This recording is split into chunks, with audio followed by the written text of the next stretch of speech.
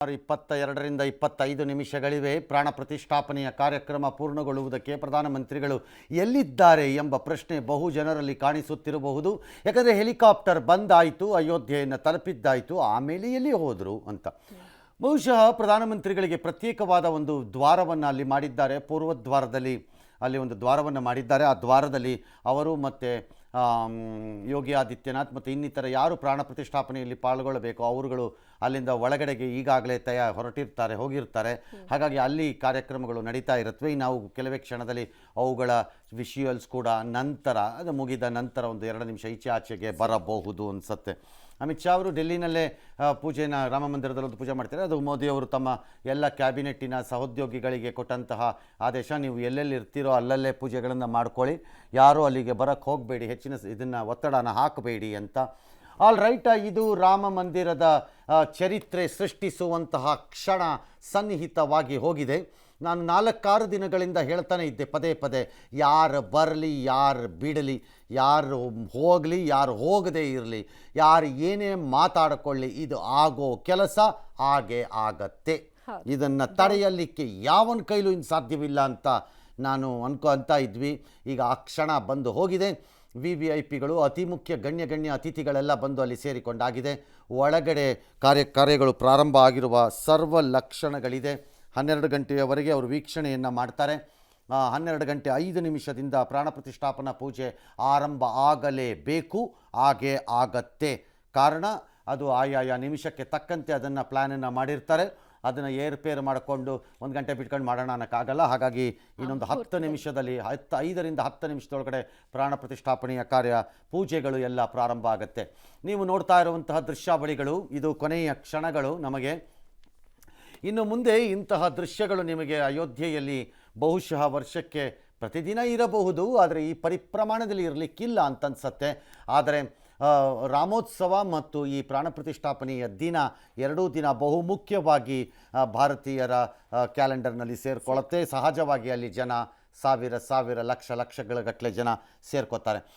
ಈ ಭವ್ಯ ಮಂದಿರದ ಉದ್ಘಾಟನೆ ಬಹುಶಃ ಇನ್ನೊಂದು 1 ವರ್ಷನಾದರೂ ಆಗಬಹುದು ಅನಿಸುತ್ತೆ. ಪೂರ್ಣ 2ನೇ ಮಹಡಿ ಮತ್ತು 3ನೇ ಮಹಡಿ ಎಲ್ಲವೂ ಮುಗಿಯಲಿಕ್ಕೆ ಮತ್ತು 4 ದಿಕ್ಕುಗಳಲ್ಲಿ ಇತರೆ ದೇವರುಗಳ ದೇವಸ್ಥಾನಗಳನ್ನು ಸ್ಥಾಪನೆ ಮಾಡಲಿಕ್ಕೆ ಸಮಯ ತಗೊಳ್ಳುತ್ತೆ ಅನಿಸುತ್ತೆ. ಆದರೆ ಗರ್ಭಗುಡಿಯ ಪ್ರವೇಶ ಏನಿದೆ ಅದಷ್ಟು ಮುಗಿದಿರುವ ಕಾರಣ ಪ್ರಾಣ ಪ್ರತಿಷ್ಠಾಪನೆ ಕಾರ್ಯ ನಡೀತಾ ಇರುವಂಥದ್ದು ನೀವು ನೋಡ್ತಾ ಇದ್ದೀರಿ. ಎಷ್ಟು ಅದ್ಭುತ.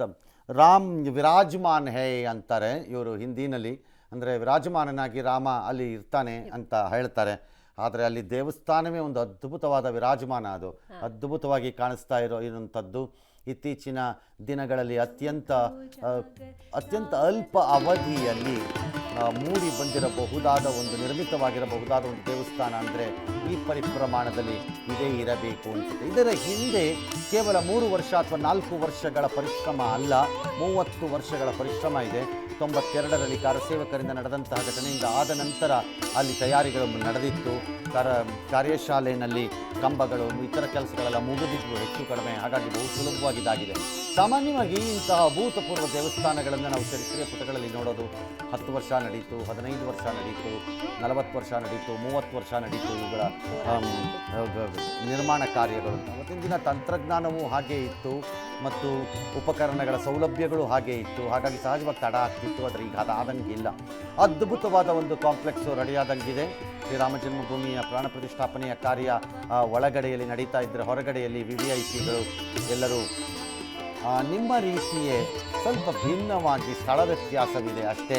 ನಿಮ್ಮ ಥರನೇ ಅವರು ಸ್ಕ್ರೀನ್ನಲ್ಲಿ ಅದನ್ನು ಕಣ್ತುಂಬಿಕೊಳ್ಳುತ್ತಿದ್ದಾರೆ. ಇದು ಈ ಕ್ಷಣ. ಈಗ ಸದ್ಯಕ್ಕೆ 12 ಗಂಟೆ 1 ನಿಮಿಷ ನಮ್ಮ ಲೆಕ್ಕಾಚಾರದಲ್ಲಿ. ಈ ಎಲ್ಲ ಕಾರ್ಯ 11 ಗಂಟೆ 5ರಿಂದ ಪ್ರಾರಂಭವಾದರೆ ಪ್ರಾಣ ಪ್ರತಿಷ್ಠಾಪನಾ ಕಾರ್ಯಕ್ರಮ ಅಲ್ಲಿಂದ 56ರ ಒಳಗಡೆ ಪ್ರಾಣ ಪ್ರತಿಷ್ಠಾಪನದಲ್ಲಿ ಮೋದಿ ಭಾಗಿಯಾಗ್ತಾರೆ. ಅಷ್ಟರ ಒಳಗಡೆ ಅದು ಮುಗಿಯುತ್ತೆ. ಅಮೆರಿಕದ ದೃಶ್ಯಾವಳಿಗಳನ್ನು ನೀವು ನೋಡ್ತಾ ಇದ್ದೀರಿ. ಮಗದೊಮ್ಮೆ ತರ್ತಾ ಇದ್ದಾರೆ. ಅಲ್ಲಿಯ ಸಂಭ್ರಮಾಚರಣೆಯನ್ನು ನೀವು ನೋಡ್ತಾ ಇರುವಂಥದ್ದು. ಭಾಳ ಜನ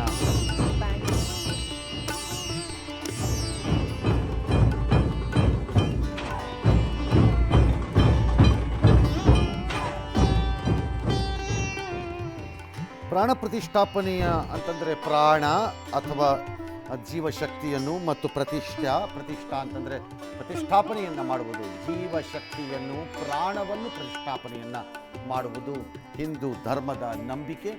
ಆ ನಂಬಿಕೆಯ ಭಾಗವಾಗಿ ಮೂರ್ತಿಯಾಗಿ ಇರುವಂತಹ ಶ್ರೀರಾಮ ಜೀವವನ್ನು ಪಡೀತಾನೆ ಈ ಕ್ಷಣದಲ್ಲಿ. ಇನ್ನೇನು ಕೆಲವೇ ನಿಮಿಷಗಳಲ್ಲಿ ಆ ಕಾರ್ಯ ಮುಗಿಯುತ್ತೆ, ಯಾವ ಅನುಮಾನವೂ ಇಲ್ಲ. 12 ಗಂಟೆ 8 ಸೆಕೆಂಡ್ 82 ಸೆಕೆಂಡ್ ಏನೋ 84 ಸೆಕೆಂಡ್ ಏನೋ ಇಟ್ಕೊಂಡಿದ್ದಾರೆ. ಆ ಸಮಯದಲ್ಲೇ ಅದೆಲ್ಲವೂ ಮುಗಿಯುತ್ತೆ. ಅದಕ್ಕೆ ಬೇಕಾದಂತಹ ಎಲ್ಲ ತಯಾರಿಗಳು ಮುಗಿದಂಗೆ ಕಾಣಿಸ್ತಾ ಇದೆ. ಇನ್ನೇನೇ ಇದ್ರೂ ನನಗೆ ಕುತೂಹಲ ಪ್ರಾಣ ಪ್ರತಿಷ್ಠಾಪನೆಯ ವಿಜುವಲ್ಸು ಅಂದರೆ ಆ ದೃಶ್ಯ